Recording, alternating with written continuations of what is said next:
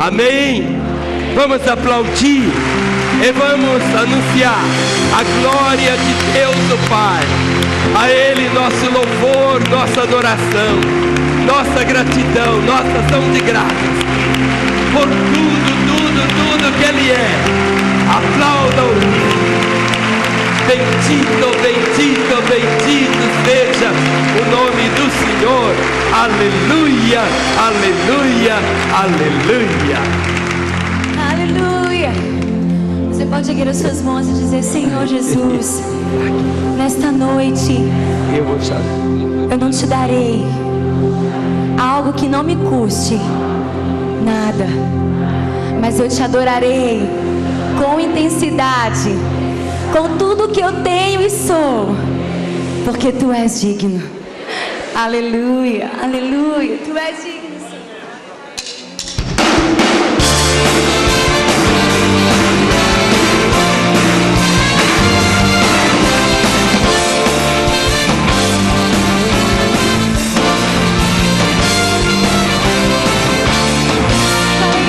aleluia.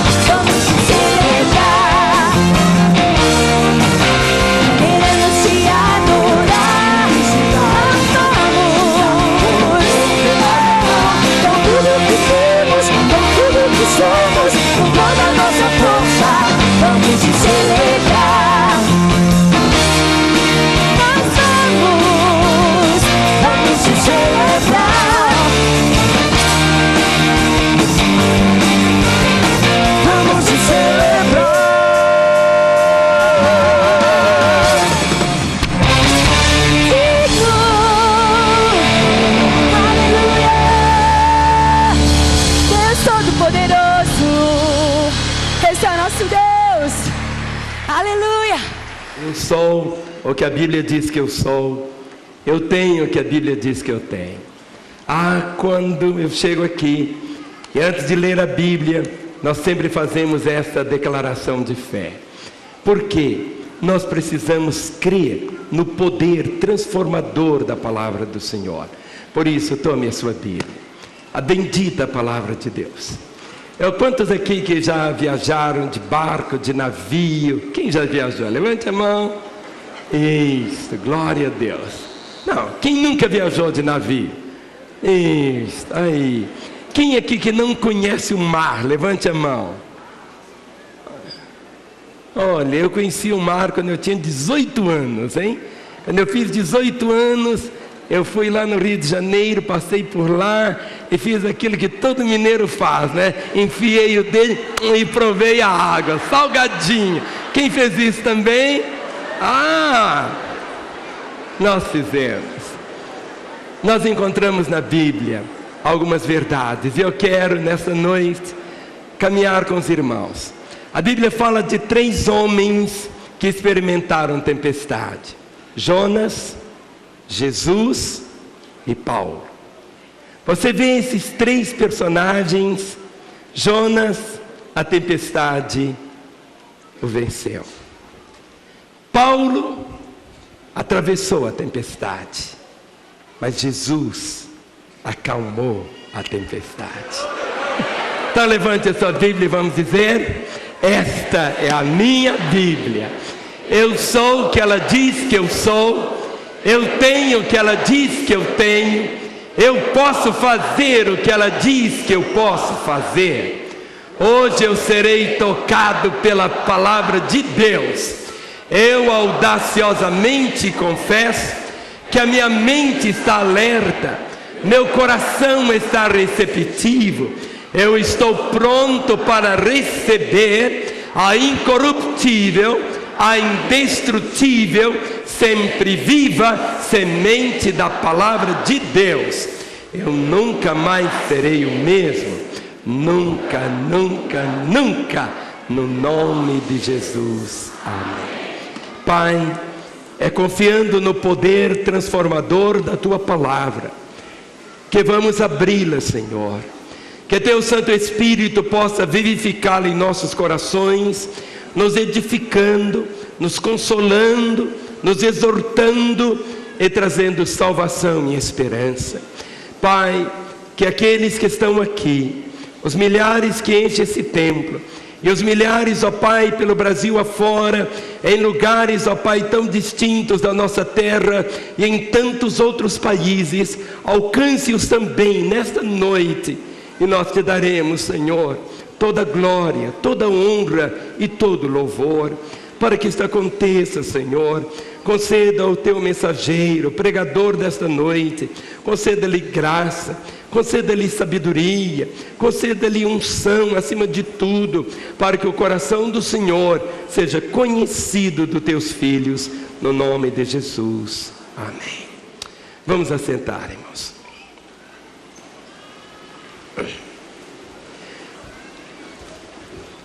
Normalmente, nós olhamos sempre a vida por uma perspectiva incompleta. Aonde eu estou, eu vejo os irmãos aqui da primeira galeria, da segunda e da terceira, mas eu não vejo nada atrás de mim. Há um painel lindíssimo aqui atrás, mas na minha limitação eu não consigo ver. Diante das circunstâncias, nós podemos ver a vida por perspectivas diferentes, mas a visão de Deus, ela é oposta da nossa visão, porque ela é sempre completa. Não existe nada que fica oculto aos olhos de Deus. Ou seja, eu olhando para os irmãos estão vendo algo que eu não estou vendo. Eu não vejo esse painel aqui atrás. Para eu vê-lo, eu perco a visão dos irmãos. Eu vejo o painel, mas não vejo os irmãos. Mas a Bíblia nos leva a ter uma visão completa. E para termos a visão completa, temos que ter os olhos de Deus. nesses últimos dias, o nosso coração tem chorado tanto por aquela situação tão terrível ocorrida lá no Japão. Milhares e milhares e milhares e milhares de pessoas que morreram, milhares que continuam desaparecidas, situações ali tão conflitantes. Em questão de minutos, o país experimentou um prejuízo financeiro de cerca de 350 bilhões de dólares, em questão de minutos, mas não apenas o prejuízo material, prejuízo nas famílias, o medo, a ansiedade. Agora, como ver a vida? Se eu tenho uma perspectiva errada, eu vou ter também uma compreensão errada de Deus. Quando nós voltamos para a Bíblia, nós passamos a conhecer os caminhos do Senhor. E nós temos duas maneiras de vermos a vida, e principalmente em circunstâncias quando nossas palavras são impotentes para poder traduzir de uma forma clara aquilo que é a vontade de Deus e o modo de ver a vida também. Eu sempre digo, tudo na vida é uma escolha. Tudo na vida é uma escolha. Eu estou escolhendo olhar os irmãos e não ficar olhando aqui. Eu posso escolher ficar olhando aqui, mas aí eu deixo de olhar meus irmãos. Eu preciso ter nessa visão o que a Bíblia me ensina. As tempestades, elas vêm. Elas vêm. Elas não têm horário marcado para chegar. Elas chegam. E quando elas chegam, eu posso simplesmente encher o meu coração só de amargura, negligenciar, blasfemar contra Deus e achar que Deus não está no controle. Deus, a Bíblia diz que Deus tem o controle de todas as coisas. A Bíblia diz que não cai uma folha de uma árvore sem que Ele tenha conhecimento. A Bíblia diz que até os nossos cabelos estão numerados. Ou seja, quando você arranca um cabelo, eu arranquei todos os meus, mas se eu arrancar um daqui, ele pode falar assim, esse é o 32.585. Ou seja, eles estão numerados. Ou seja, Deus nos conhece, mas não procure ver Deus lá em cima, tão longe, tão inacessível, tão distante, não. Por isso, tudo que está na Bíblia, nós temos que crer que tem uma mensagem para nós. E nessa noite eu gostaria de mostrar aos irmãos por que homens que creem no mesmo Deus, eles agem muitas vezes de maneiras tão diferentes. E nós vamos ver dois homens que passaram pela tempestade, Jonas e Paulo. Nós vamos ver esses dois personagens, Jonas e Paulo. Jonas provoca uma tempestade e Paulo acalma os outros na tempestade. Há muita diferença entre atravessar uma tempestade dentro da vontade de Deus e fazer isto na contramão da vontade de Deus. São situações bem diferentes. O que distingue Jonas de Paulo é exatamente a compreensão da palavra do Senhor. Jonas acreditava que o povo de Israel e apenas os judeus eram os eleitos de Deus. Era aquela compreensão teológica tão fechada. Paulo, ele já vê um mundo amado por Deus. Ou seja, um Deus que ama a todas as suas criaturas, a que ama todas as pessoas. A diferença tem que ver com os resultados e as respostas diferentes para as mesmas situações. Então eu quero que você abra a sua Bíblia agora comigo, no livro de Jonas, lá no Velho Testamento. Você vai achar aí, o Jonas ele é vizinho do Obadias. É vizinho do Obadias e do Miqueias. Ele mora bem juntinho. E Jonas é um dos poucos personagens do Velho Testamento que Jesus textualmente menciona o nome dele. Jonas, vamos falar? Jonas, outra vez? Jonas. Olhe para o irmão que está aí ao seu lado. Eu queria aqui chamar o pastor Vladimir. Vem cá, Vladimir. Isso. Queria que você tirasse seu óculos, porque você vai ser o Jonas hoje, hein? E deixa eu arranjar aqui um chapeuzinho para você ficar meio parecido com o Jonas. Isso, não sei se eu vou conseguir, mas vamos ver aqui. Ele está perguntando o que é que eu quero fazer. Eu quero fazer um chapeuzinho para você. Eu lembro quando eu era menino e chovia, pegava o lenço assim, ó, e dava um nozinho na ponta, e faziam... Eu tenho que fazer você ficar parecendo com o Jonas, porque Jonas de terno naquela época era diferente. Isso, enquanto os irmãos estão aí esperando esse chapeuzinho ficar pronto. Isso, pronto. Vem cá, Jonas. Isso, aqui. Tá parecendo o Jonas? Você vai ficar aqui.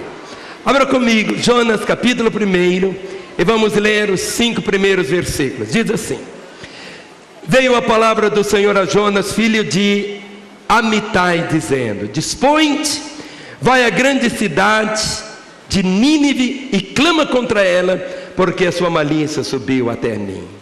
Jonas se dispôs, mas para fugir da presença do Senhor, para Tarsis, e tendo descido a Jope, achou um navio que ia para Tarsis. Pagou, pois, a sua passagem, embarcou nele, para ir com ele para Tarsis, para longe da presença do Senhor. Mas o Senhor lançou sobre o mar um forte vento, e fez-se no mar uma grande tempestade, e o navio estava a ponto de se despedaçar. Verso 5: Então os marinheiros, cheios de medo, clamavam cada um ao seu Deus, e lançavam ao mar a carga que estava no navio, para aliviarem do peso dela. Jonas, porém, havia descido ao porão e se deitado, e dormia profundamente. Chegou-se a ele o mestre do navio, e lhe disse: Que se passa contigo? Agarrado no sono? Levanta-te, invoca o teu Deus. Talvez assim esse Deus se lembre de nós, para que não pereçamos. E diziam uns aos outros: Vinde, e lancemos sortes, para que saibamos por causa de quem nos sobreveio este mal. E lançaram sortes, e a sorte caiu sobre Jonas. Então lhe disseram: Declara-nos agora, por causa de quem nos sobreveio este mal. Que ocupação é a tua? De onde vens? Qual é a tua terra? E de que povo és tu? Verso 9. Ele lhes respondeu: Sou hebreu, e temo ao Senhor, o Deus do céu, que fez o mar e a terra. Então os homens ficaram possuídos de grande temor, e lhe disseram: Que é isto que fizeste?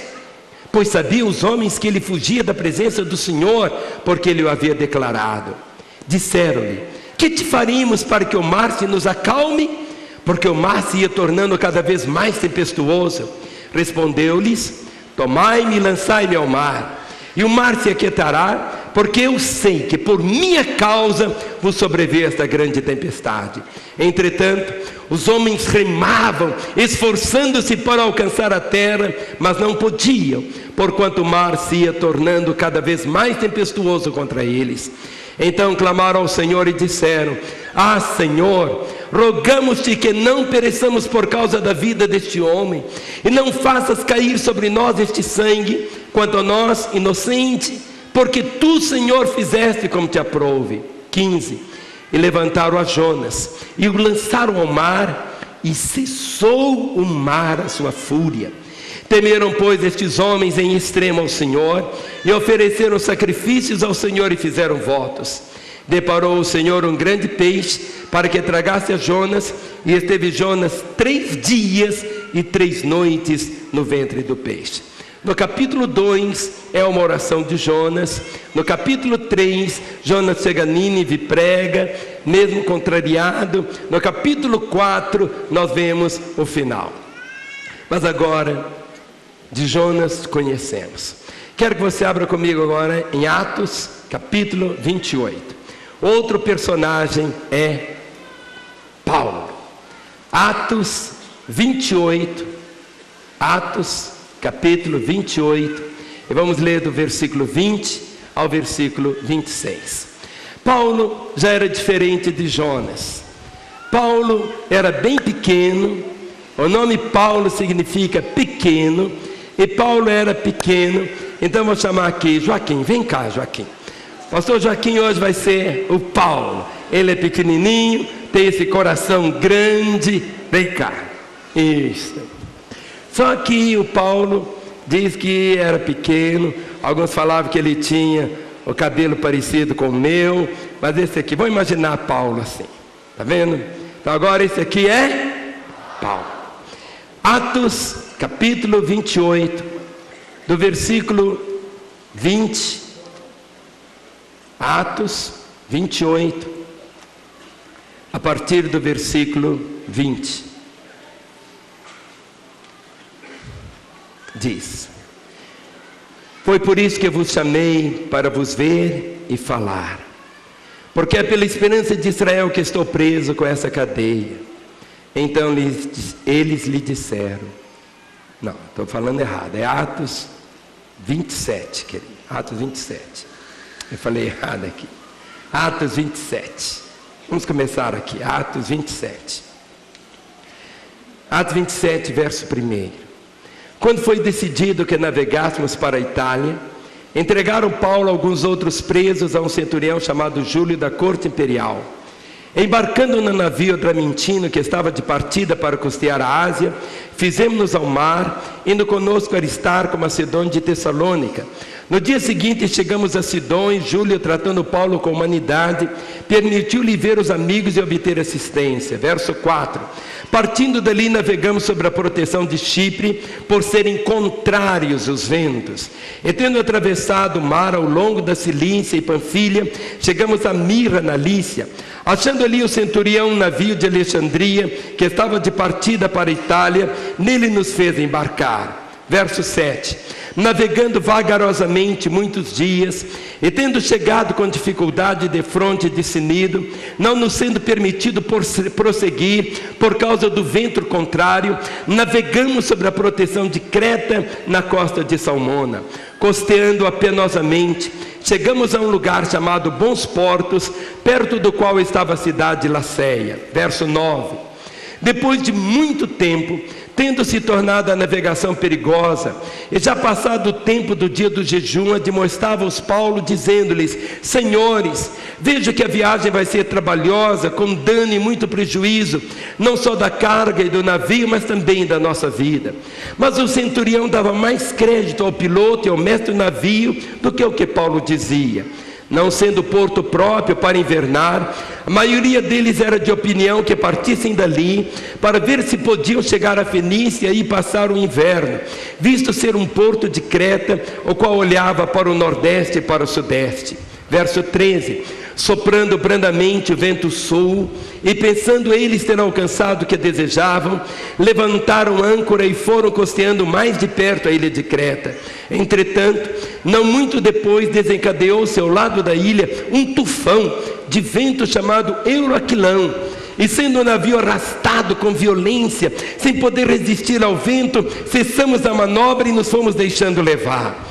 Passando sobre a proteção de uma ilhota chamada Cauda, a custo conseguimos recolher o bote, e levantando este, usaram de todos os meios para cingir o navio, e temendo que desse na Sirte, arriaram os aparelhos e foram ao léu. Açoitados severamente pela tormenta, no dia seguinte já aliviavam o navio, e ao terceiro dia nós mesmos, com as próprias mãos, lançamos ao mar a armação do navio, e não aparecendo havia já alguns dias, nem sol, nem estrelas, caindo sobre nós grande tempestade, dissipou-se afinal toda a esperança de salvamento. 21.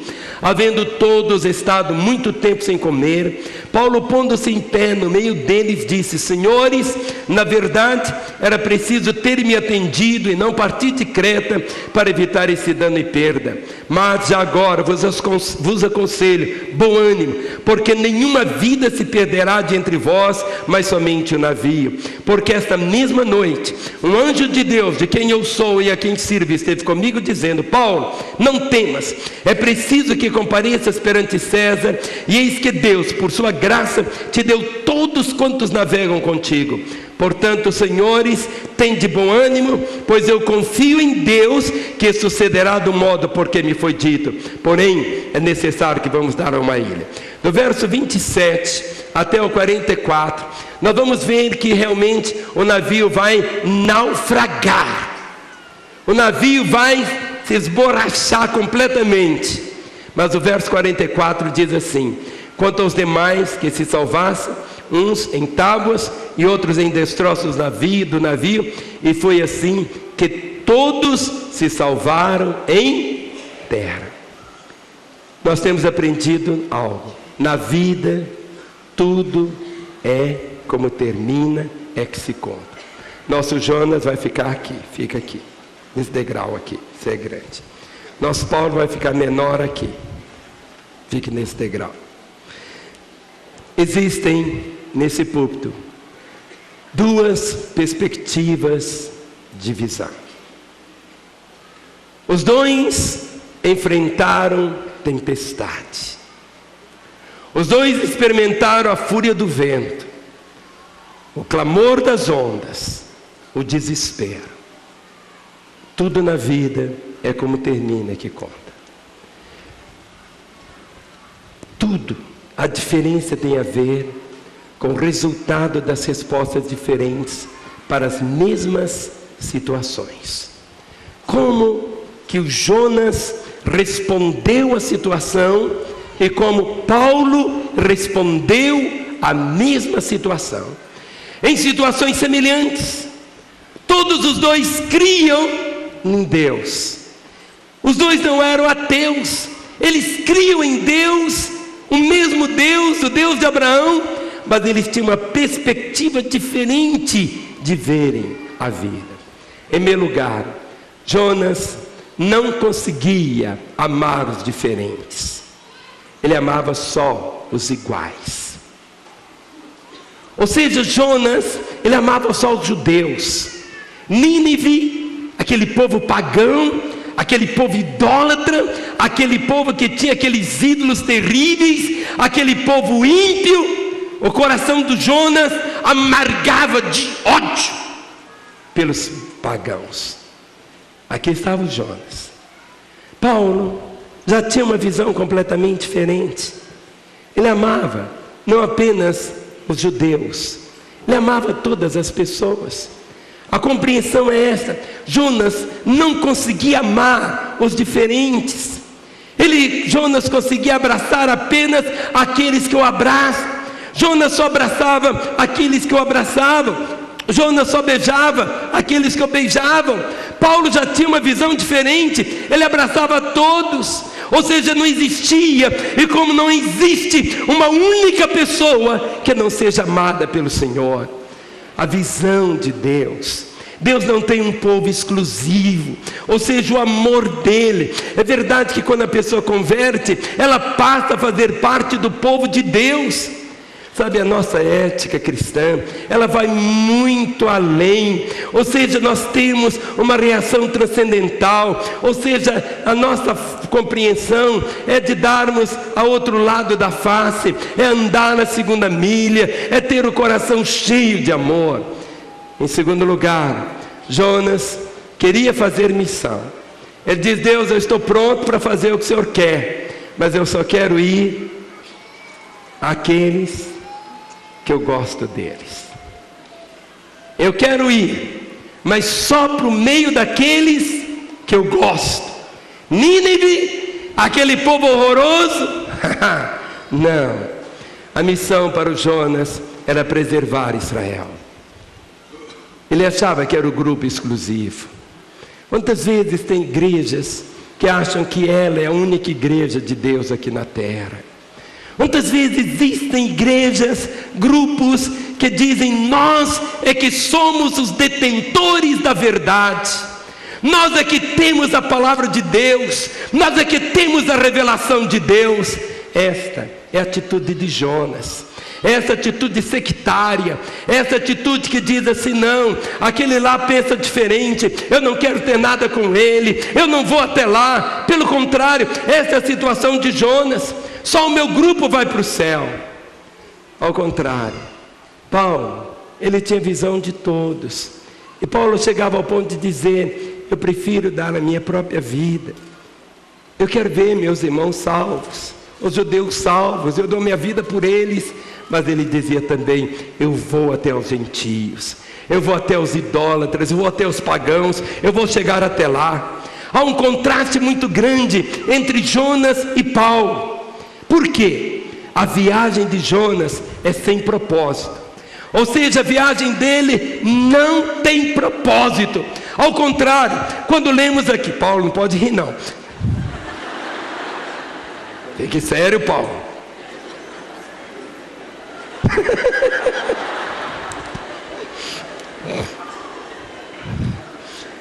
Paulo, ele sabia, a viagem dele tinha propósito.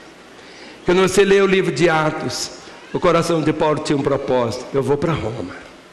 Quando você lê, o propósito está ali declarado de uma forma clara: eu vou para Roma, eu vou chegar em Roma, eu vou pregar o evangelho em Roma, vou lançar semente, aonde eu estiver eu vou pregar, eu vou testemunhar.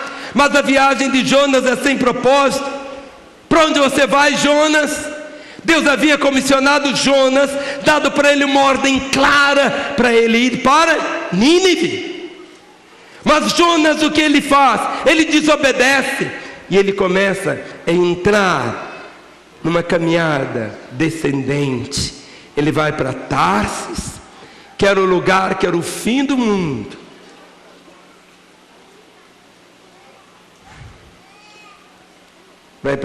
Toma a estrada da fuga para o caminho da desobediência. E perguntasse para Paulo: Paulo, para onde você vai?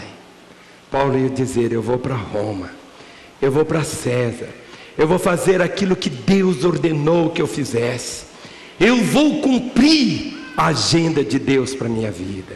Filho, Deus tem uma agenda para a sua vida, Deus tem uma agenda para você. Deus tem uma agenda, Deus tem um propósito para a sua vida. E pode parecer estranho o que eu vou dizer, mas tome posse dela. Quando você está fazendo a agenda de Deus, você é imortal até que esse propósito se cumpra na sua vida. Quando você está cumprindo a vontade do Senhor, pode parecer uma coisa louca, mas aquilo é a vontade do Senhor. Vá de peito aberto, vá com seu Senhor.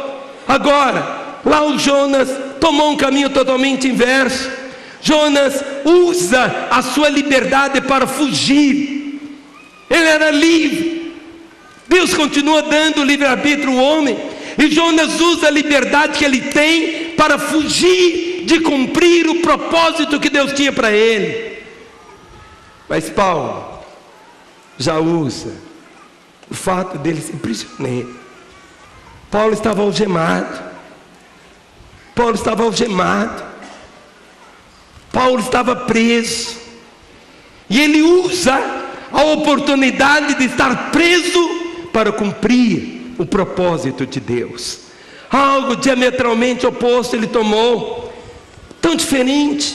Jonas usa exatamente essa liberdade para fugir. Paulo usa o fato de estar preso para fazer a vontade de Deus. Olha para mim, quantos que estão aqui nesta noite, ou você que me assiste na sua casa agora, quantos que estão fugindo de Deus, quantos que estão fugindo dos compromissos, quantos que estão fugindo de testemunharem do Senhor, quantos que estão fugindo de serem uma bênção, quantos que estão fazendo como Jonas, tomando navios para Tarsis, quantos estão fugindo, quantos jovens que um dia entregaram a vida a Deus, e no meio do caminho, ele havia dito: Senhor, eu estou pronto para fazer a tua vontade, eis-me aqui, Senhor, mas no meio do caminho, você tomou outros atalhos, e você achou dizendo assim: eu vou para Tarsis, eu vou para longe da vontade do Senhor. Filho, se Deus te marcou, você está marcado. Se Ele te chamou, você está chamado. Ou seja, por mais que você tente sufocar essa realidade, essa marca está na sua vida. Paulo, ele era prisioneiro de Cristo. Paulo tinha compreensão que a prisão para ele, as chicotadas que ele tinha recebido, faziam parte do plano de Deus para a vida dele. Quando você vê Paulo em Filipos junto com Silas, lá estavam ali os dois presos, meia-noite, ao invés deles ficarem resmungando, dizendo: "Ô vida, ô vida", os dois estavam cantando louvores ao Senhor. Quando você lê Paulo da prisão, ele escreve a carta aos Filipenses. Abra comigo, Filipenses capítulo 1. Filipenses capítulo 1. Paulo está preso, e da prisão ele escreve. A carta aos Filipenses, se você espreme, são gotas de alegria, não são gotas de piadas para pessoas rirem, mas de alegria diferente, essa alegria de viver para o Senhor. Filipenses capítulo 1, versículo 12 em diante. Quem achou, diga: eu achei. Olhem só o que Paulo escreve. Olha o que você escreveu, Paulo. Ele diz assim: quero ainda, irmãos, cientificar-vos de que as coisas que me aconteceram têm antes contribuído para o progresso do Evangelho. Verso 13: de maneira que as minhas cadeias em Cristo se tornaram conhecidas de toda a guarda pretoriana e de todos os demais. Paulo está escrevendo de Roma, hein? Lá onde ele chegou, toda a guarda pretoriana, era como se fosse toda a polícia militar aqui de Minas Gerais, ou seja, toda a guarda pretoriana e de todos os demais. Verso 14: e a maioria dos irmãos, estimulados no Senhor por minhas algemas, ousam falar com mais desassombro a palavra de Deus. Alguns efetivamente proclamam a Cristo por inveja e porfia, outros porém o fazem de boa vontade, estes por amor, sabendo que estou incumbido da defesa do Evangelho.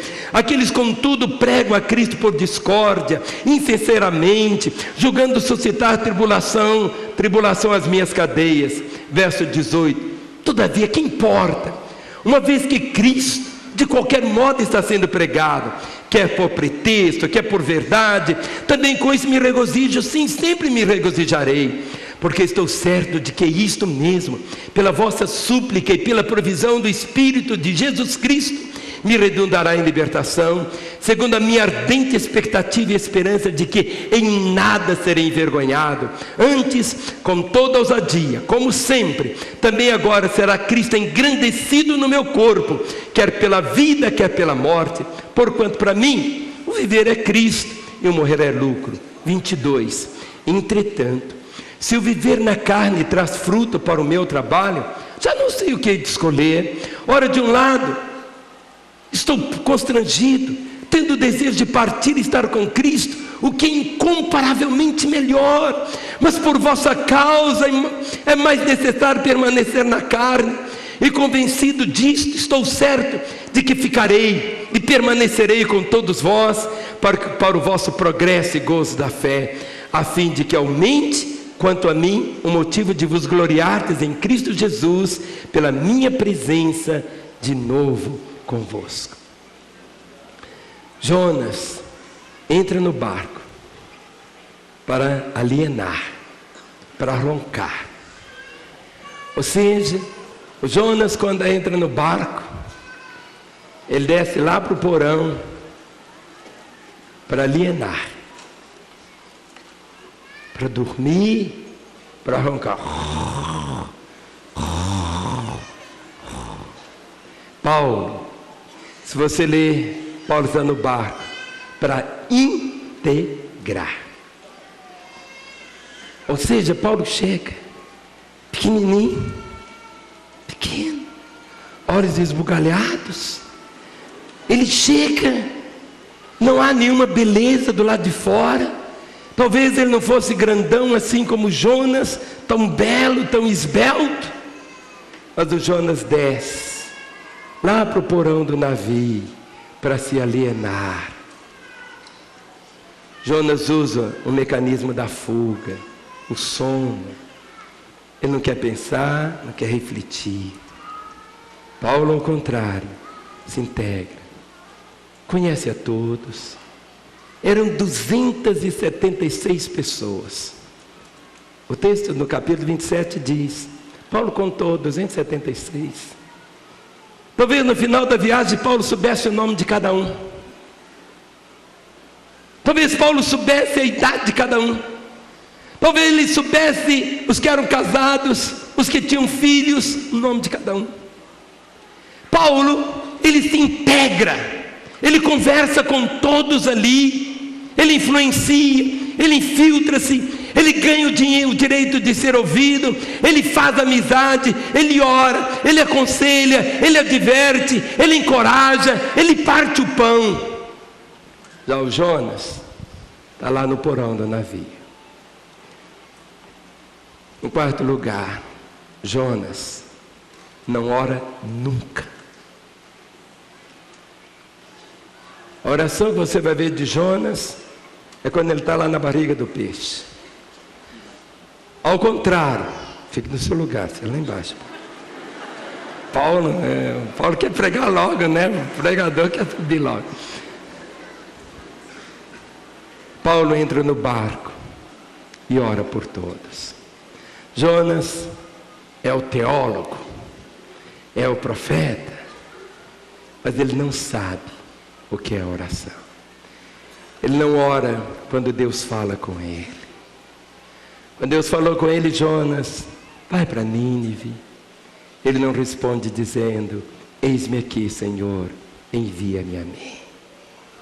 Ele não ora na hora de pagar a passagem para Tarsis. Quando ele chega lá no guichê para comprar passagem para Tarsis, ele não ora. Ou seja, porque a oração é perigosa. Orar é perigoso. Fala para o seu irmão. Orar é perigoso. Sabe por quê? Porque Deus responde a oração. E aquela pessoa que quer se alienar, ela não ora. Ela toma as decisões por ela mesma. Ela toma as decisões por ela. E quantas vezes as pessoas agem como Jonas? Na hora da tempestade, quando o barco do Jonas está sendo jogado de um lado para o outro, ele está roncando. Ele não ora depois de repreendido. Ele não diz, eu pequei, perdoa-me, Senhor. É tão interessante que o barco de Jonas, o único crente que tinha lá era o Jonas. Todos os outros eram pagãos. E todos os outros estavam lá, cada um orando para o seu Deus, cada um para o seu ídolo. E o Jonas, que devia dar testemunho, estava dando esse mau testemunho. Não estava fazendo oração, não orava. Mas quando Paulo entra no navio, você vai ver Paulo orando. Você vê Paulo como intercessor, como aquele homem que clama. Ele encoraja os outros, fala do povo para Deus. Paulo está ali, Senhor, abençoe-nos aqui. Senhor, envia os teus anjos. Senhor, que haja a tua intervenção. Em quinto lugar, Jonas se considera a causa da tragédia. Ele volta e diz, tudo isto eu sou culpado. Fui eu o causador desta tempestade. Paulo, ao contrário, ele vê a natureza apenas e sabe que vai chegar em Roma. É algo diferente. Um homem fuga é causador da tragédia, ele atrai a tempestade. É tão interessante que Paulo, nenhum momento você vai ver Paulo repreendendo a tempestade. Nenhum momento ele repreende a tempestade. Nenhum momento ele diz, tempestade, você está amarrado agora. Não. Há um momento que Paulo vê apenas o quê? A natureza. A natureza, ela sofre todas as consequências. E ela está ali, Paulo vivendo aquele momento. Tão diferente a perspectiva, o modo de um ver e do outro ver. Jonas, ele quer ser julgado no mar. Jonas diz assim, eu quero morrer. Eu quero morrer. Me mata. Me mata. Eu quero morrer. Paulo, ele já amava a vida. Há uma diferença. Paulo amava a vida. Amava a vida. É o número 6. Paulo amava a vida. Jonas preferia morrer a obedecer. Ele foge dos braços de Deus para os braços da morte, em vez de fugir da morte para os braços de Deus. Que loucura! Paulo está disposto a morrer para cumprir cabalmente o seu ministério. Enquanto Jonas desce até Jope, até o navio, até o porão, até o mar, até o ventre do grande peixe, Paulo está se levantando lá no barco como consolador. Seja no meio da tempestade, Paulo tinha uma palavra de consolo, tinha uma palavra de esperança, tinha uma palavra de alento, tinha aquela palavra dizendo: olha, coragem, essa tempestade nós vamos chegar, o navio vai afundar, mas ninguém vai morrer, Deus vai nos livrar, nós vamos experimentar a graça do Senhor. Tão diferente. Jonas, ele perde o respeito de todos, ou seja, todos no navio olhavam para Jonas, e ele estava se tornando sal, que era para ser sal, e Jesus disse: se o sal vier a ser insípido, se ele perder o seu sabor, ele não presta para nada, a não ser para ser pisado, ser ridicularizado pelos homens, ser jogado fora. Jonas perde o respeito de todos. Paulo, tão diferente, ele conquista o respeito de todos. Pequenininho, ali no navio, 276 pessoas, um homem pequeno, mas todos passaram a respeitá-lo. Já no navio do Jonas, foi totalmente o inverso. Jonas perde o respeito de todos. Jonas nega o seu próprio nome, porque o significado da palavra Jonas é pomba, é paz. Jonas nega a sua fé.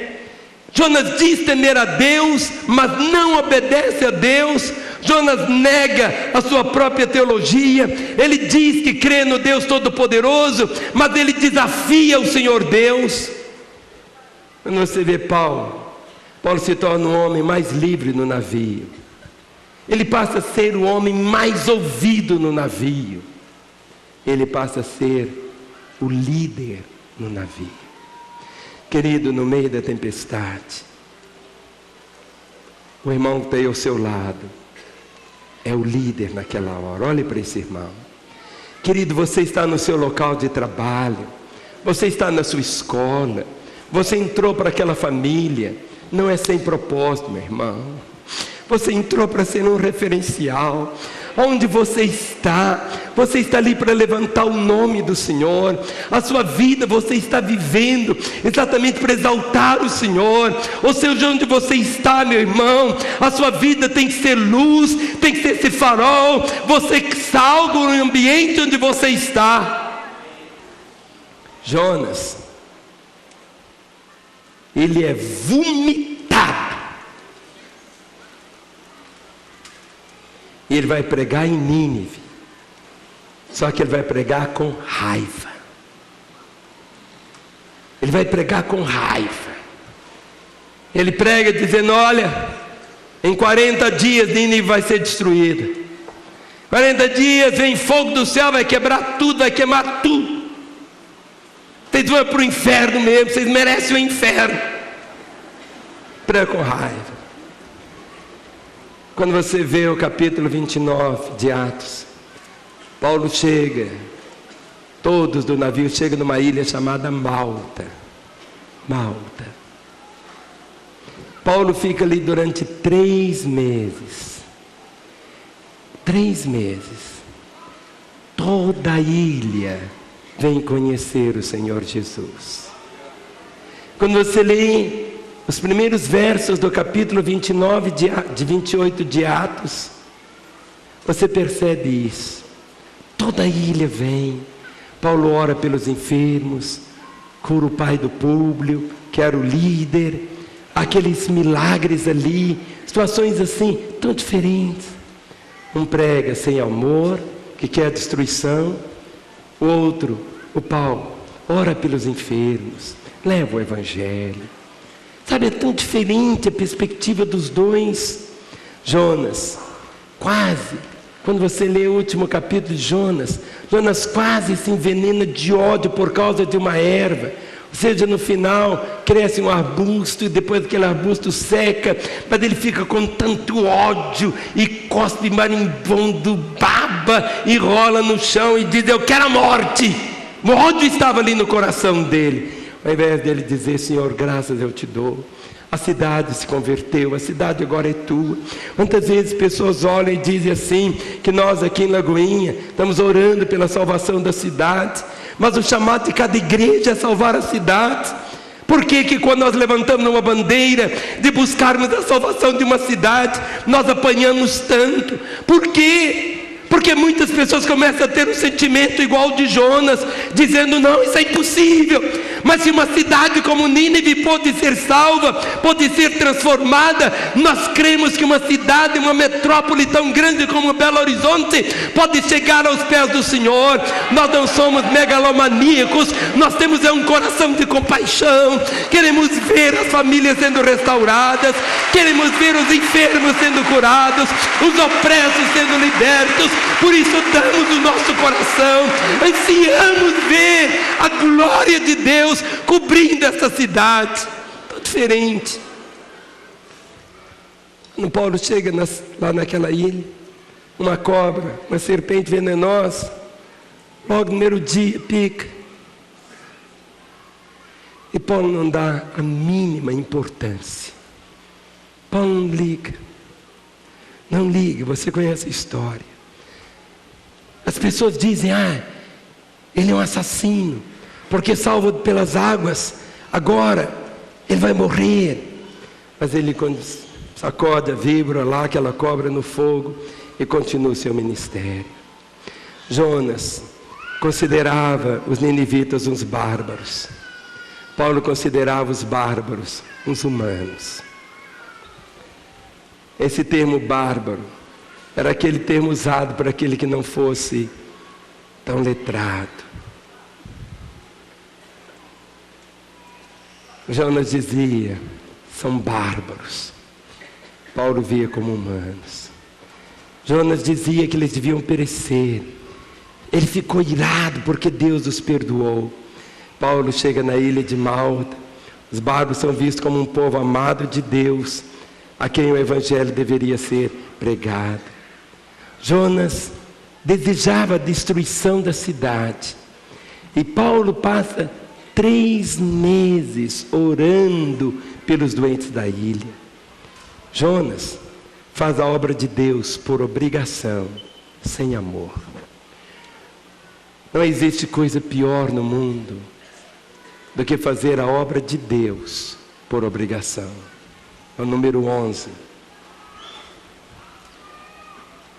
Paulo ama Deus e aqueles a quem Deus ama. Alguns dizem: vocês não podem ir nos presídios pregar. Aqueles assassinos não merecem o perdão de Deus.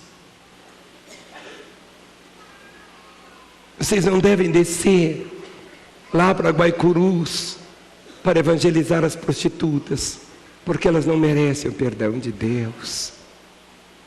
Vocês não devem amar os homossexuais, porque eles não merecem o perdão de Deus. Vocês não devem chegar aos corruptos, porque eles não merecem o perdão de Deus. Meus irmãos, a mensagem do Evangelho é para cada pessoa. Nós não podemos ter essa atitude do Jonas, aquela atitude exclusivista, querendo pregar: não existe um pecador mais pecador do que o outro, como não existe um morto mais morto do que o outro. Não existe.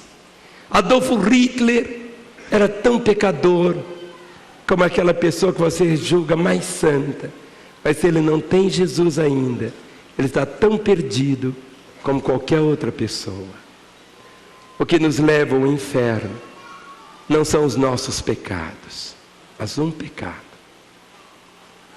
O que nos leva ao inferno é um só pecado. Um só. Que é o pecado de não crer em Jesus. O Espírito Santo viria fazer esta obra, convencer o homem do pecado, da justiça e do juízo.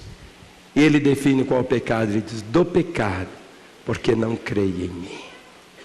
O único pecado que leva a pessoa ao inferno, o único pecado que leva a pessoa à perdição, é um só: é não crer em Jesus, é não receber o dom da vida eterna, é a incredulidade.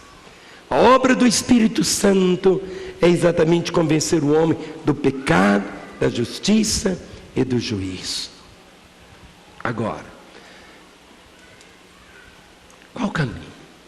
Duas maneiras de nós vermos a vida, duas maneiras de vermos e termos perspectivas diferentes. Agora, quais são as marcas de um crente influenciador? Nós vamos ver agora o Paulo. Jonas, eu quero que vá embora. Vai embora, Jonas. Vá cumprir seu propósito, vá viver. Vamos aplaudir o Jonas.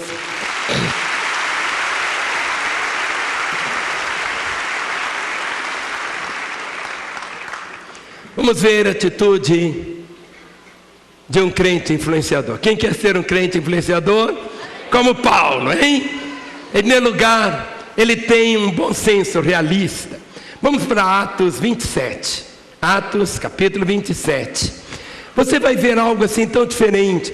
Como Paulo vê as circunstâncias de um modo realista, mas por outro lado tendo o coração cheio de esperança. Olha o versículo de número 9. Atos 27, 9.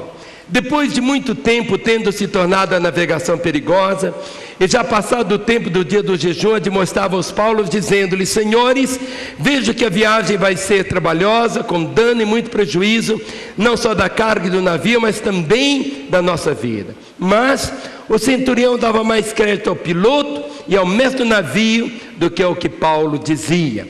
Olha o verso 33 e 34. Verso 33 e 34. Enquanto amanhecia, Paulo rogava a todos que se alimentassem, dizendo: Hoje é o 10º dia em que, esperando, estáis sem comer, nada tendo provado. Eu vos rogo que comais alguma coisa, porque disto depende a vossa segurança, pois nenhum de vós perderá nem mesmo um fio de cabelo. O que significa? Paulo não diz assim: olha, vento, estará amarrado. Não. Muitas vezes hoje as pessoas não entendem bem o que seja fé.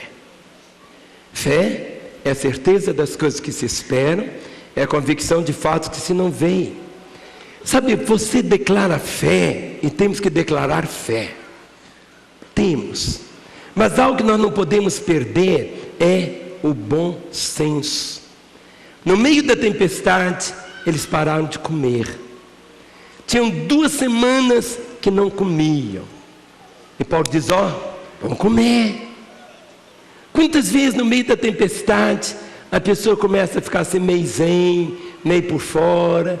Sabe, tem hora que você tem que chegar para a pessoa e falar: olha, vem cá orar por mim. Tem hora que você tem que orar mesmo, né? Tem hora que você tem que falar: vem cá, vamos comer aqui uma abobrinha, com angu, com carne moída, com arroz, com feijão. Vem cá, vem comer comigo. O que a pessoa está precisando é de comida. Outra vez a pessoa está querendo viver assim. Eu lembro quando eu me converti, foi em 66, naquela época tinha uma coisa que tudo era do diabo. E uma das coisas que era do diabo era desodorante. Meu pai, os pastores pregavam contra perfume, sabe? E a Bíblia fala que Jesus gostava de perfume, sabe? O fedor que é do diabo é diferente, sabe? Então naquela época era aquela coisa assim: quanto mais você deixasse de usar perfume, e mais, aí a pessoa dizia, mais santo você era, sabe? Não é nada disso. Quanto mais assim suja a pessoa andava, mais profeta ela era. Não é assim. Quanto mais bagunçada fosse a casa, sabe? O realismo, ou seja, nós temos que chegar. Paulo, ele traz o bom senso. Ele diz: olha, vocês têm que comer, é hora de comer, sabe? Está aqui. E ele diz: porque disso depende a vossa segurança, pois nenhum de vós perderá nem mesmo um fio de cabelo. Existem pessoas que no ato de fé tomam remédio e jogam fora. Ele pode fazer isso. Se ele for ao médico antes, e o médico declarar que ele está curado, ele joga o remédio fora. Existem pessoas que o sacerdote, no Velho Testamento, quando a pessoa era curada, ele tinha que se mostrar ao sacerdote. E o sacerdote dava então a ordem para ele: olha, você está curado. Tinha. Então existe algo que é chamado bom senso. Se você está curado, o remédio vai te fazer mal. Então não adianta, você pode chegar no hospital e pegar o resultado e falar: glória a Deus, aleluia. E o médico vai falar: olha, você pode agora, joga tudo isso fora, joga esse Rivotril fora, joga isso fora. Então agora você está livre. Mas agora, quanta gente inverte as coisas e acaba depois sofrendo consequências. Existe algo na fé, ou seja, nós cremos, nós somos uma igreja que crê no poder do Senhor, nós cremos, mas enquanto nós vamos continuar orando pelas pessoas, você tem que orar por um enfermo e só parar de orar por ele em 2 ocasiões. Primeiro, quando ele for totalmente curado, ou quando ele for curado, pelo Senhor o levar. Não desanime, irmão. Mas você tem que usar o bom senso. Não tente a Deus. Satanás falou para Jesus, lá no pináculo do templo, disse assim: pule, pule. Aos seus anjos dará ordem a teu respeito, para que te guardem. Pode pular, Jesus, pode pular. Nada vai acontecer. Os anjos vão chegar, vão te abraçar, não vão deixar o Senhor cair. E Jesus disse: não tentarás o Senhor teu Deus. Com bom senso. Eu não vou perguntar aqui quantos estão namorando, mas tenham bom senso. Namore a 3. Tenha consciência sempre da presença de Jesus no seu namoro. Tenha bom senso. Se eu tiver que dar carona no meu carro para uma mulher, eu vou fazer de tudo para não dar. Mas se eu tiver que dar, ela vai no banco de trás. Não é para evitar o mal, é para evitar até a aparência do mal. Ou seja, tenha a sua vida, tem esse nível de entendimento natural. E Paulo era aquela pessoa assim, tão positiva nas suas atitudes. O verso 2, diz aqui o verso 27, olha o versículo 21. Paulo era aquela pessoa assim, tão forte. Olha aqui, capítulo 27, 21 e 22, ele diz: havendo todos estado muito tempo sem comer, Paulo, se pondo-se em pé no meio deles, disse: senhores, na verdade era preciso ter-me atendido e não partir de Creta para evitar esse dano. Mas, já agora, vos aconselho bom ânimo, porque nenhuma vida se perderá de entre vós, mas somente o navio. Sabe, Paulo era aquela pessoa que não era vingativa. Ele podia dizer: está vendo? Eu falei para nós, vocês não saírem de lá, vocês saíram. Bem feito, esse castigo está vindo. É isso mesmo. Mas Paulo dizia apenas o quê? Ele disse: olha, senhores, eu acho até um modo respeitoso como ele diz, não é? Olha o verso 21. Senhores, na verdade, era preciso ter me atendido e não partir de Creta para evitar esse dano e perda. Mas, já agora, vos aconselho bom ânimo, porque nenhuma vida se perderá de entre vós, mas somente o navio.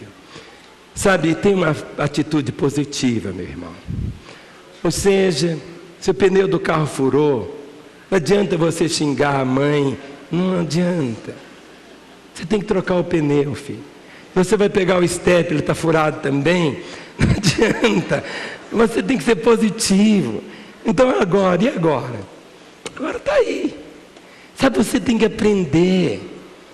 A vida é simples, a vida não é complicada. A vida não é aquilo que muitas vezes a pessoa imagina. Você tem que ter esse senso de valor. Ou seja, qual é o senso de valor que você tem? No capítulo 27 de Atos, o verso 22, a parte final diz assim: olha, nenhuma vida se perderá dentre vós, mas somente um navio. O navio vai perder, mas uma vida é mais preciosa. Uma vida é mais preciosa. Quantas vezes as pessoas perdem uma amizade por causa de coisas? Quantas vezes perdem um casamento por causa de coisas? Quantas vezes perdem coisas preciosíssimas? Sabe, gente, o navio vai afundar. Mas olha, ninguém vai morrer. Ninguém vai morrer. Ninguém vai morrer. Nós vamos perder o navio. Navio você vai ganhar outro depois. Coisa é coisa. Coisa é para ser usada. As pessoas são para serem amadas. Quantos casamentos já se destruíram por causa de coisas? Quantas empresas acabaram por causa de coisas? Quantas amizades se diluíram por causa de coisas? Coisas, elas vão. Coisas vão. E Paulo diz, olha, não preocupe não. Nenhuma vida se perderá de entre vós, mas somente o navio. Não dê valor simplesmente aos tijolos e cimentos. Valorize as pessoas. Valorize a sua família mais do que seu carro. Mais do que seu carro. Quantas vezes o menino, Ana Paula sempre conta, ela era pequena, e no meu escritório em casa eu tinha uma poltrona, em cima da mesa tinha um estilete, e ela pegou aquele estilete e furou a poltrona todinha. E ela gostava de ouvir aquele barulhinho, né? Tuf, tuf. Furou todinho. Quando eu cheguei e vi a poltrona daquele jeito, toda furadinha, eu podia naquela hora. E quantos pais loucos espancam seus filhos. A poltrona furadinha ficou mais ventilada. E ela continuou amada. Quantas vezes na hora da comida, um copo se quebra. Copo quebra, filho. Garrafa de refrigerante entorna. O bife queima. Quantas brigas acontecem por coisa. Coisas são coisas. Pessoas são pessoas. Paulo está dizendo, nós navio, ó, vale nada. Faça assim.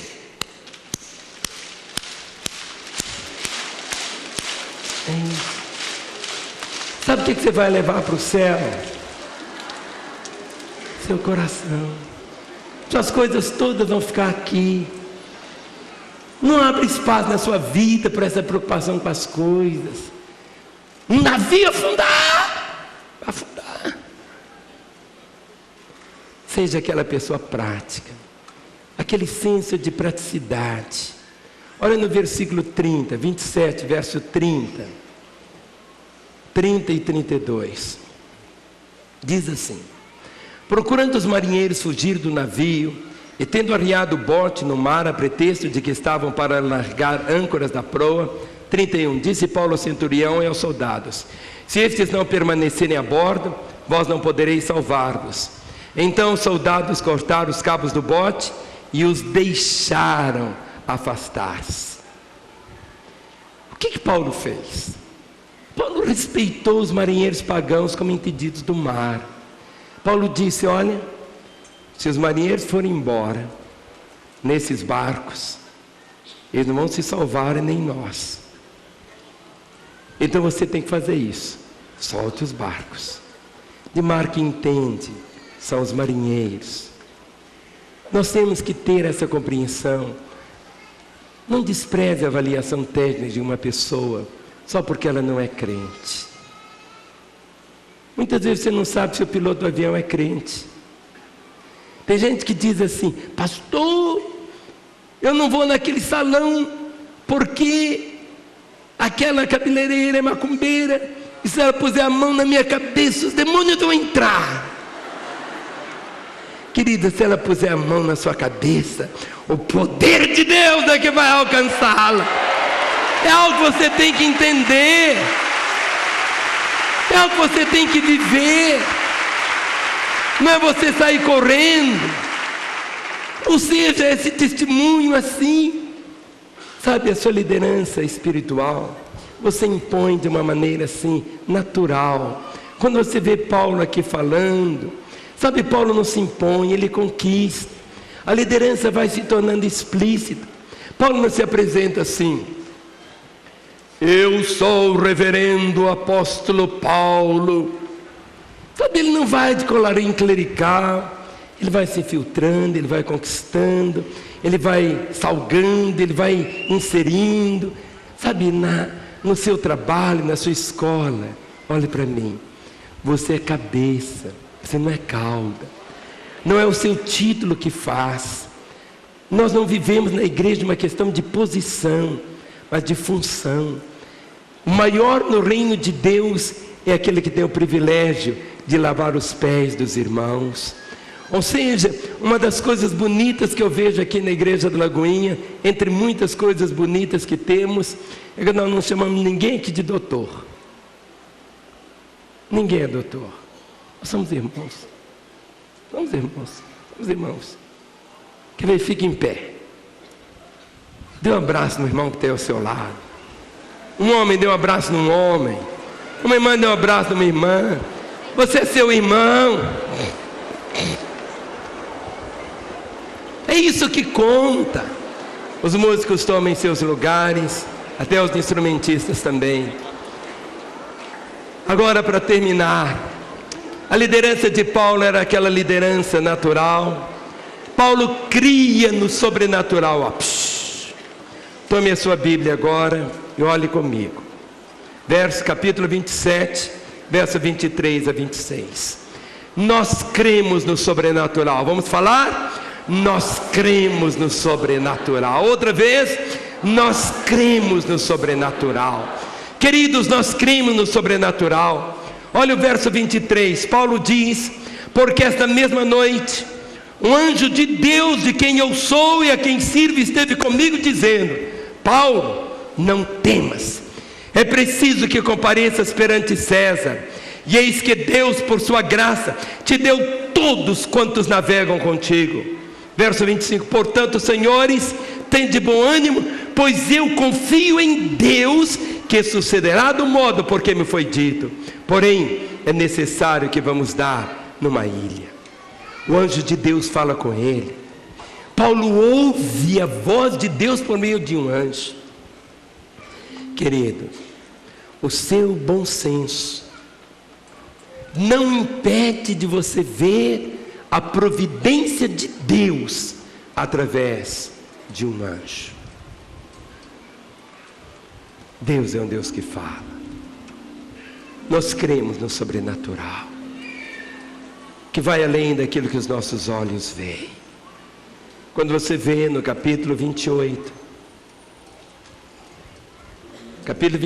versos 8 e 9, o ardor evangelístico de Paulo. Atos 28, 8 e 9 diz: aconteceu achar-se enfermo de disenteria, ardendo em febre, o pai de Públio. Paulo foi visitá-lo, e orando impôs-lhe as mãos e o curou. À vista desse acontecimento, os demais enfermos da ilha vieram e foram curados. Versículo 11 diz: ao cabo de 3 meses, onde Paulo chegava, a perspectiva de vida era outra. Eu sei que a minha vida está nas mãos de Deus. Quando você crê nesta verdade, irmão, você vai ver tão diferente a história. Você pode dizer assim: mas pastor, como que é? Tenha essa atitude no seu coração. Procure ver a vida, as circunstâncias, pela ótica de Deus. Por isso agora nós vamos cantar. Solte a sua mão agora, põe sua Bíblia. Nós vamos cantar algo assim: solta o cabo da nau, toma os remos na mão e navega com fé no Senhor. A reunião não terminou, melhor está por vir, hein? Se você sair, vai perder a sobremesa e você vai chorar muito depois. Então nós vamos cantar essa verdade. Quem viajou hoje à noite? Quem aqui quer ser como Jonas? Levanta bem alta a sua mão. Oh! Eu achei que você ia malhar o Jonas. Você ganhou adepto, filho. Quem quer ter a atitude de Paulo? Amém. Olhe para mim. O tempo da tempestade dura o tempo que está no coração de Deus. Quando Jesus estava no barco, Ele havia dito aos discípulos: vamos para outro lado. Os discípulos entraram e no meio era escuro, era noite, veio a tempestade.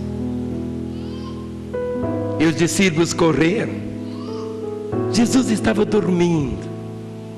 E falaram para ele: Senhor, não te importas que pereçamos? Esta é a pergunta mais inconsequente para se falar a Jesus. Porque Ele se importa. Deus se importa. Deus se importa. Jesus naquela hora não quis discutir com eles. Jesus não quis dizer eu me importo. Ele demonstrou com a sua atitude que importava.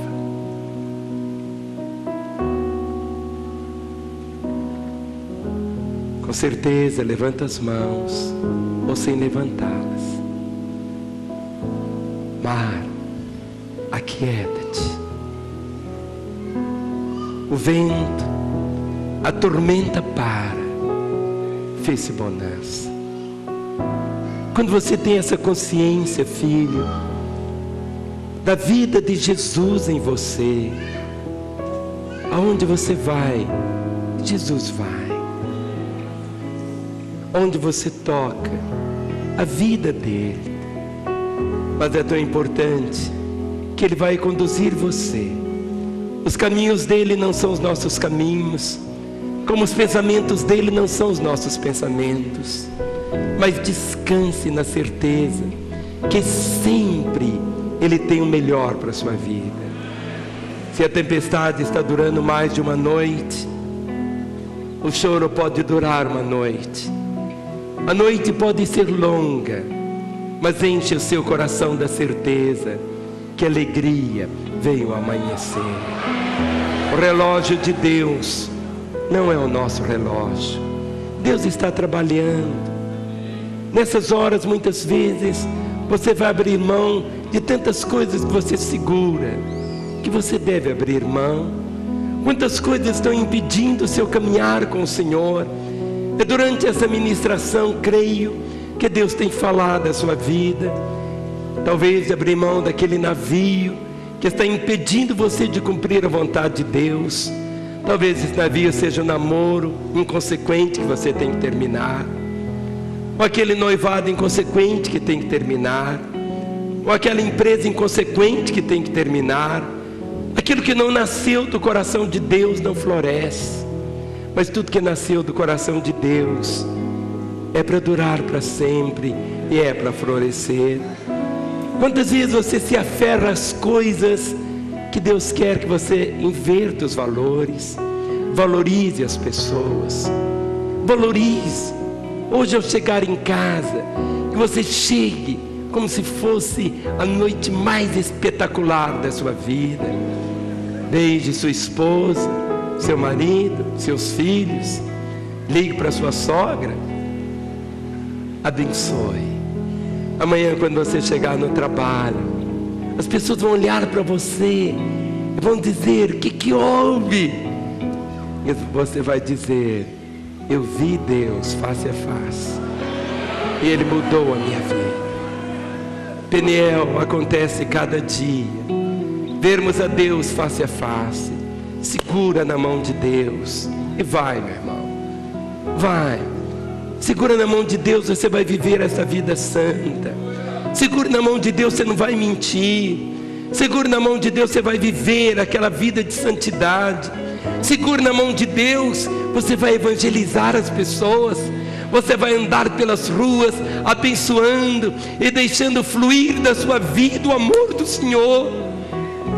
Jonas, Jesus lembra de Jonas apenas como um sinal de alguém que a misericórdia o resgatou 3 dias depois do ventre do peixe. Mas você não precisa ir para o ventre do peixe, irmão. Você tem que ir para o ventre daquele que disse: quem comer de mim, por mim viverá. Se alimente do Senhor. Vive esses valores. Viva a simplicidade da fé. Viva a beleza do Evangelho. O Evangelho é lindo. Mas o Evangelho, para aqueles que não têm Jesus ainda, é tão complicado. Nossa fé é a fé que começa pela obediência. Jonas desgraçou a vida dele pela desobediência. Pelo pecado, pela desobediência de um, entrou o pecado no mundo, que foi Adão. Mas pela obediência de um, Jesus, entrou a salvação. Eu não conheço todos os que estão aqui, mas eu sei que Jesus Cristo conhece. A Bíblia diz que Deus conhece os que são dele. Há um momento quando você precisa se dar a Deus. Você é de Deus pelo fato dele ter criado a você. Mas você se rebelou como todos nós. Por isso que todos nós somos pecadores. Todos nós. Mas Jesus Cristo veio. Ali na cruz pagou o preço da nossa redenção. Derramou o seu sangue para nos salvar. Se nesta noite você reconhecer que é um pecador, como todos são, mas você reconhecer Jesus como Salvador, a palavra diz que com a tua boca confessares a Jesus como Senhor, e em teu coração creres que Deus o ressuscitou dentre os mortos, serás salvo. A salvação é um presente. A salvação não é o resultado de um mérito seu. Não é por aquilo como nós mineiros falamos, fazer por donde. É um presente de Deus. Ou você, quem sabe, andou com o Senhor. É como Jonas se desviou, ficou longe, tomou o caminho de Tarsis, ao invés de cumprir o chamado de Deus. Sua vida bagunçou. Hoje é o dia de um reinício. Esta é uma noite de você voltar-se para Ele. E nós queremos orar por você. Levante a mão do seu irmão. Ore comigo dizendo: Senhor Deus, eu quero viver a beleza da fé. Eu quero viver, como Paulo diz, sede meus imitadores, como eu sou de Cristo. Eu quero viver o regozijo, a alegria da salvação. Por isso, nesta hora, eu abro o meu coração. Eu te convido, ó Jesus, entra na minha vida. Eu te recebo como meu Senhor e meu Salvador. E eu, Jesus, que tomei o caminho como de Jonas, voltei as costas, te desobedeci. Agora eu volto como um pródigo, arrependido, crendo na tua misericórdia. Tomo posse da tua compaixão e recebo o teu perdão. Continue com seus olhos fechados. Todos com os olhos fechados. Pode soltar a mão da pessoa. Continue com os olhos fechados. Não olhe para quem está ao seu lado, porque eu quero orar agora só por você. Por você que pela primeira vez orou dizendo: Jesus, entra na minha vida. Jesus, eu te recebo como meu Senhor e Salvador. Ou você que estava desviado como Jonas e hoje volta aos caminhos dele. Por você queremos orar. Por isso, você que hoje entrega a sua vida a Jesus, ou você que se reconcilia com Ele, para orarmos por você, eu vou pedir que aí no seu lugar, sem constrangimento algum, que você levante uma das suas mãos bem alto. Eu quero ver a sua mão erguida. Estou vendo aquele senhor de blusa alaranjada. Levante bem alta a sua mão. Tantas mãos levantadas. Tantas mãos. Levante a sua mão mais alto que você puder. Eu quero ver. Agora eu vou fazer algo. Enquanto nós vamos cantar agora no tom Segura na Mão de Deus, eu vou pedir que todos vocês que levantaram suas mãos saiam dos seus lugares. Nós vamos orar por vocês aqui à frente. Em nome de Jesus, eu quero receber você. Fique em pé no seu lugar. Ninguém assentado, só quem se vê impossibilitado mesmo, porque este é um momento de guerra. Você que hoje entrega a sua vida a Jesus, você que se reconcilia com Ele, venha. É a hora de Deus para você. Deixe seu lugar e venha. Esta é a hora de Deus para a sua vida. Jesus Cristo te recebe. É a hora da sua reconciliação. É a hora da entrega. Vem. Vem. Vem. Ela te sustentará. Vem. Pode vir. Segue adiante e não olhe para. Pode vir. É a hora de Deus para você. Pode vir. Pode chegar. Vem. Venha, venha. Vem. Segura na mão de Deus.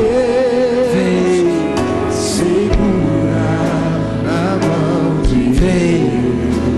É a hora de você, no ato de fé, ela te vem, sustentará. Vem, vem, vem. O Senhor te recebe. Segue adiante. Vem, vem. Não olhes para trás. Segura na mão de Deus e vai. Todo silêncio, escute. Você que está aí no seu lugar, mas talvez você esteja dizendo: pastor, eu tenho que ir à frente. Sabe, o fato de você vir aqui é um ato que você está declarando que você quer Jesus. Sabe, você não precisa ter nenhum tipo de constrangimento. A maior atitude da sua história acontece hoje à noite, quando você se entrega a Jesus, quando você se rende a Ele. Esta é a hora de Deus para você. Este é o momento de Deus para a sua vida. Eu sei que nesta hora tantas pessoas estão em suas casas. Talvez você esteja no hospital, num presídio, não sei aonde. Mas uma coisa que eu sei é que Jesus está aí. Da mesma maneira como estas vidas estão se rendendo a Jesus aqui, você pode também aí na sua casa, onde você estiver me assistindo agora, abrir o seu coração. O Senhor vê as suas lágrimas, o Senhor vê a angústia do seu coração, e Ele te ama. Somente Ele para trazer o perdão, somente Ele para trazer para você uma nova oportunidade. Por isso esta é a hora de Deus para a sua vida. Esse é o momento dos céus para o seu coração. Se entregue a Ele, confesse-o como seu Senhor e Salvador. Há um telefone que vai aparecer agora. Estamos aqui em Belo Horizonte e aqui o código é 31 e o nosso telefone é 3429-9550. Você pode ligar agora mesmo, 3429-9550. Iremos orar com você e por você. Mais corações estão chegando. Glória a Deus. Glória a Deus. Vocês que estão aqui à frente, os consolidadores, venham formar um círculo em volta deles agora. Eu vou pedir que vocês que estão aqui ajoelhados, podem ficar em pé por um instante. Podem chegar, chega aqui bem perto de mim, pode chegar. Nessa noite, o de mais lindo que podia acontecer na vida de vocês é o que acontece agora. Porque Jesus Cristo disse assim: aquele que vem a mim, de maneira alguma eu lançarei fora, e ninguém os arrebatará das minhas mãos. Você está vindo para Jesus. Você não está vindo simplesmente para uma religião. Você está vindo para Ele. E tudo será novo na sua vida, tudo. Ele vai outorgar a você o perdão, vai trazer para você uma nova oportunidade. Tudo será diferente. E o povo de Deus, milhares que estão aqui, vão estender as mãos agora sobre os que estão aqui à frente, e todos vão orar comigo dizendo assim: ó Deus e Pai, nesta hora, contempla essas vidas no teu altar. Elas confessam a Jesus Cristo como Senhor e Salvador, se reconciliam contigo, e nesse momento eu quebro destas vidas o poder das trevas e ligo cada uma delas com a tua vida, para que a partir de hoje possam viver como filhos e filhas do Senhor. Da vida de vocês foi quebrado todo o poder das trevas, e ligamos o coração de vocês ao coração de Deus. Você chora, não é de emoção, é porque Jesus entrou na sua vida e nunca mais ele vai sair. Tudo será novo. Queria que vocês dessem mais um passo aqui à minha frente, por favor. Nessa noite, vocês recebem também uma nova família. Uma família que talvez como você nunca pensou existir na terra. Uma família cheia de amor para cuidar de você. E eu quero que você conheça a sua nova família. Eu vou contar até 3. Quando eu falar 3, vou pedir que você vire para você conhecer a sua nova família. Olhe para mim. 1, 2, 3. Vire agora. Vire. Bem-vindo à família de Deus. Te abençoo, te abençoo, te abençoo, te abençoo, te abençoo, te abençoo, te abençoo, te abençoo, te abençoo, te abençoo, te abençoo, te abençoo, precioso irmão, precioso, precioso, precioso.